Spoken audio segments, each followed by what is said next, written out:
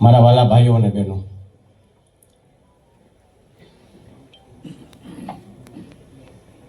ખોડલધામ એક વિચાર છે અને આ વિચાર છે એ ચાલતો રહેવાનો છે. ઘણી બધી વાતો થઈ કે પદ અને હોદ્દો, પણ વિચાર હોય ને એને પદ અને હોદ્દાની જરૂર નથી હોતી. આજે મને વિશ્વાસ છે જે વાતો થઈ એ વાતો વચ્ચે ભક્તિ દ્વારા એકતાની શક્તિની જે આપણું વચન છે એ વચન ક્યારેય ખાલી હાથ નહીં જાય એવો મને સંપૂર્ણ વિશ્વાસ છે.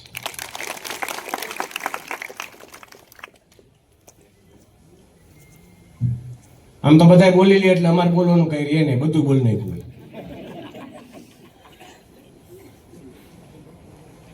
ઘણા બધા પ્રકલ્પોની વાત થઈ. ખોડલધામ પહેલા દિવસથી એવું ઈચ્છે છે કે છેવાડાના ઘર સુધી રહેલો આપણો ભાઈ અને બેન સુધી ખોડલધામ પહોંચી અને જે પણ એની તકલીફ હોય તકલીફ દૂર કરવામાં મદદ થાય એ ભાગરૂપે આપણે આ સંગઠનની રચના કરી છે. ને ખૂબ આનંદની વાત છે, શિક્ષિત, ખૂબ વિઝનરી,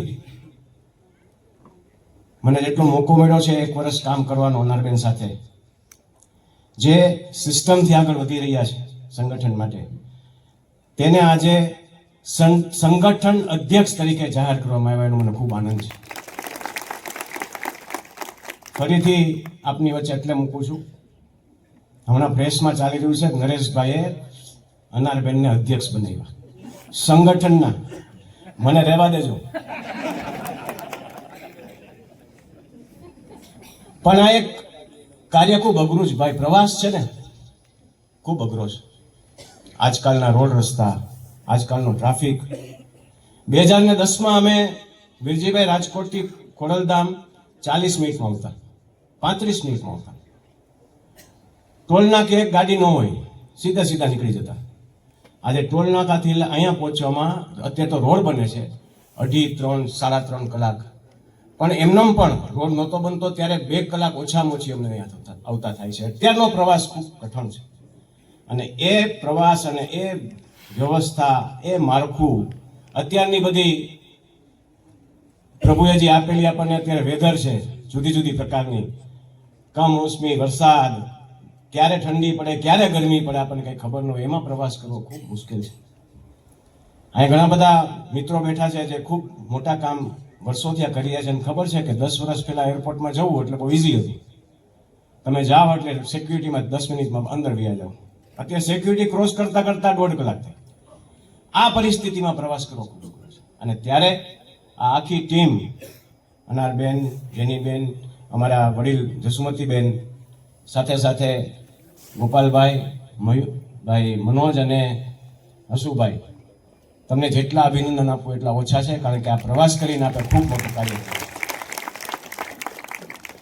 જ્યારે સંગઠનની વાત કરું છું તો સંગઠનની વાત પૂરી કરું કે અનારબેન એક સ્ત્રી શક્તિ હોય એની સાથે એક મજબૂત સ્ત્રી પણ એને જોઈ, અને એવી જ રીતે જેનીબેન એનો ખૂબ સાથ સહકાર 1 વર્ષ માટે આપેલો છે. ત્યારે આ મંચ ઉપરથી હું આપણી જે ટ્રસ્ટીની કમિટી છે એને ભલામણ કરું છું કે બેન જેનીબેનને ટ્રસ્ટી તરીકે આપ નિમણૂક કરો.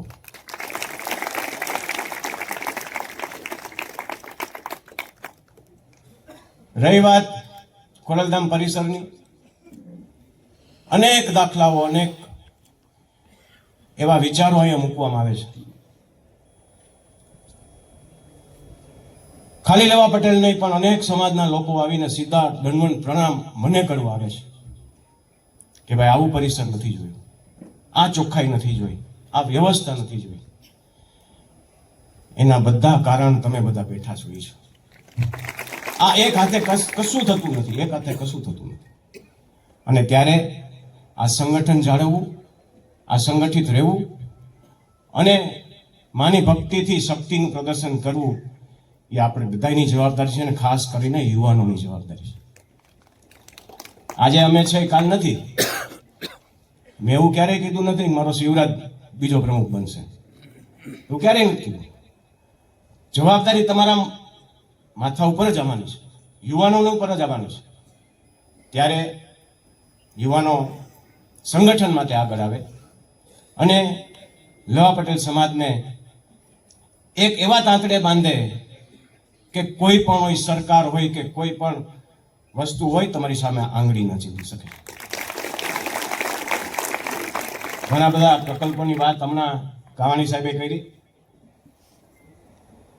લંડનમાં સચિનભાઈ અને એક મિત્ર સાથે આવ્યા છે, વીરજીભાઈ પણ બેઠા છે. આફ્રિકાના મિત્રો પણ કહે છે અહીં ખોડલધામ કરવું છે. પણ જુદી જુદી સમિતિઓ બનાવી અને જેટલું આપણાથી બને, આવડો મોટો જ્યારે પરિવાર હોય ને ત્યારે મતભેદો થતા હોય ને એટલે ઘણા લોકો એક સ્ટેપ પાછળ છે કે આમાં ક્યાં પડવું. પણ હું બધા એમ કહું કે આપણી લીટી હાઈલા જાઓ, બીજું કાંઈ જોવામાં તમે તમારું જે કામ કરો કરતા રહ્યો એટલે બધું સરખું થશે. મોટો સમાજ છે ભાઈ, અને એમાંય આપણો તો કાનના બહુ પોચા છે. આપણે ગમે એનું માની લઈએ.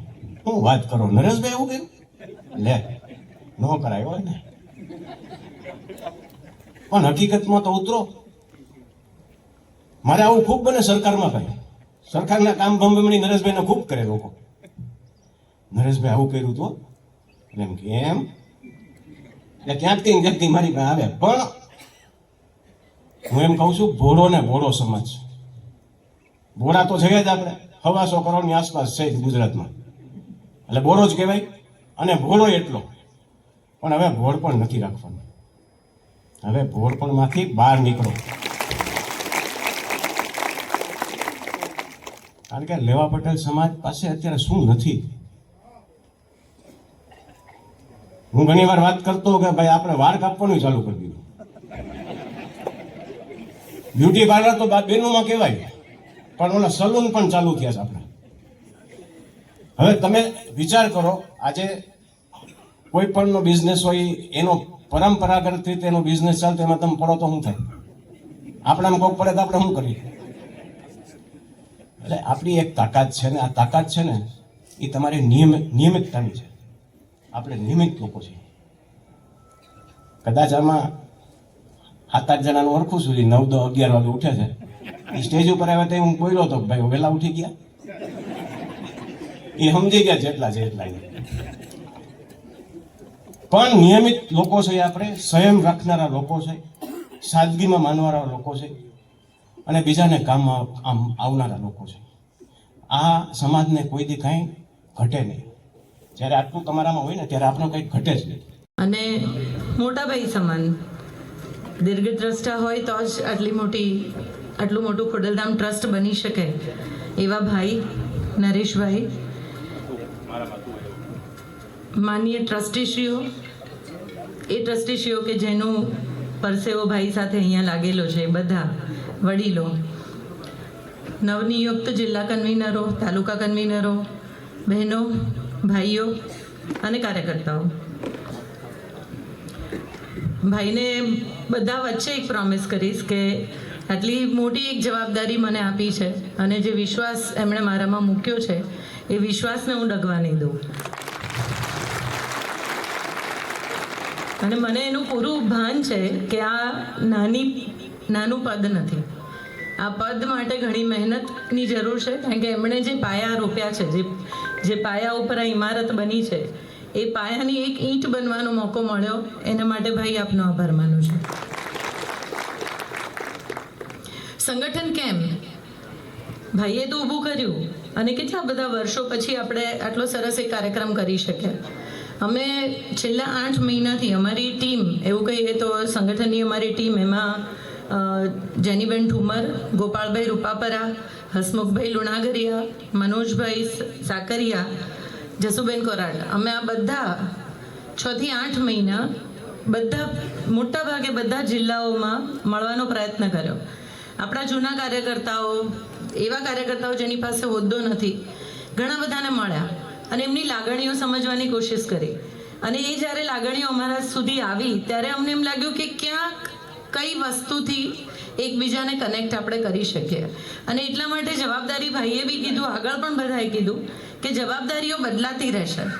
કાલે આપણી જગ્યા પર કોઈ બીજું આવશે અને આપણે ખુશી ખુશી નવા લોકોને આપણે તૈયાર કરશું અને એ જ નવા લોકો આગળ આપણું નવું ભવિષ્ય ઊભું કરશે. તો આ તો સમાજ છે ને, આ કોઈ પાર્ટી નથી, આ સમાજ છે. અને સમાજ જ્યારે હોય ત્યારે હંમેશા તાંતણા જોડાતા હોય. આપણે બધા એક તાંતણાથી બંધાયેલા છે, જે તાંતણો કદાચ જોવા બી નથી દેખાતો બી નથી, એવા તાંતણાથી બંધાયેલા છે. અને એક એવા સમાજ માટે બંધાયા છે જે આપણો પોતાનો છે, જેણે આપણને જન્મથી કંઈક આપ્યું છે.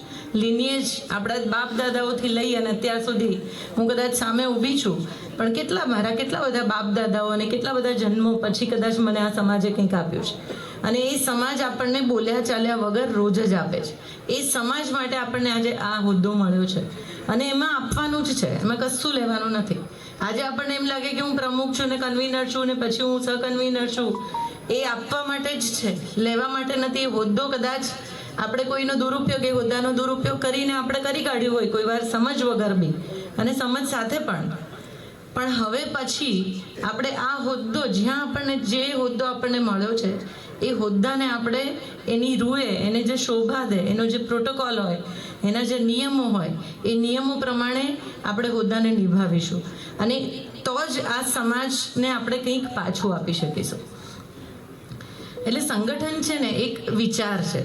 ભાઈએ જો આખું ખોડલધામ ટ્રસ્ટ ઊભું કર્યું, તમે વિચારો કે માની ભક્તિ અને એકતાની શક્તિ, આ સૂત્ર બરાબર ને, ભક્તિથી એકતાની શક્તિ. અને ભક્તિ જ્યાં હોય ને ત્યાં હૃદય ચોખ્ખું હોવું જોઈએ, ત્યાં કોઈ સ્વાર્થ ના હોવો જોઈએ. અહીંયા મન ના ચાલવું જોઈએ, હૃદય ચાલવું જોઈએ. અને એ હૃદય કે મારા નીચેના, સૌથી નીચેની વ્યક્તિ સુધી, પરિવાર સુધી, કે જ્યાં આપણી જરૂર છે, ટ્રસ્ટને જરૂર છે, એ ત્યાં સુધી આપણે ના પહોંચીએ ને તો આ સંગઠન કોઈ કામનું નથી. હું બહુ હૃદયથી બોલું છું અને એનું કારણ એ છે કે અમે ભાઈને જ્યારે સાંભળ્યા છે, હું જ્યારે બી એમની જોડે બેસીને અમે સત્સંગ કરતા હોઈએ અને હંમેશા એ એક જ વાક્ય, અમે ઘણીવાર ફ્રસ્ટ્રેટેડ બી હોય કે ભાઈ અમે આ જિલ્લામાં ગયા અને આ લોકો તો બધા સામસામે છે, ટ્રસ્ટીઓ બી સામસામે છે અને કોઈને હોદ્દો નથી છોડવો, કોઈને એમના જ માણસો લાવવા છે. અને પછી એવું બી કહે કે નવા લોકોને અમે પ્રયત્ન કરીએ તો એવું કહે કે તમારે જિલ્લો પતાવી દેવો છે. તો જ્યારે અમે આવું ફ્રસ્ટ્રેશન કરીને ભાઈ પાસે ગઈએ ત્યારે ભાઈ એક જ વાત કહે, માની ઈચ્છાથી થશે જે થશે, આપણી ઈચ્છાથી કંઈ નહીં થાય. આ વાક્ય બોલવું ને આ નાની વાત નથી. આપણે એમ કે મારાથી થાય છે બધું, મારાથી, હું. પણ ભાઈએ ક્યારેય એમને એવું નથી જોયું કે હું, એમને હંમેશા માને આગળ રાખે છે. અને હું જ્યારે મારા પરિવાર સાથે બી બેઠી હોઉં ને ત્યારે હું આ વાત એમને કરતી હોઉં કે આ ભક્તિ અને આ જે ડિવોશન છે ને, એ ડિવોશન આપણામાં લાવવું ને એ નાની વાત નથી.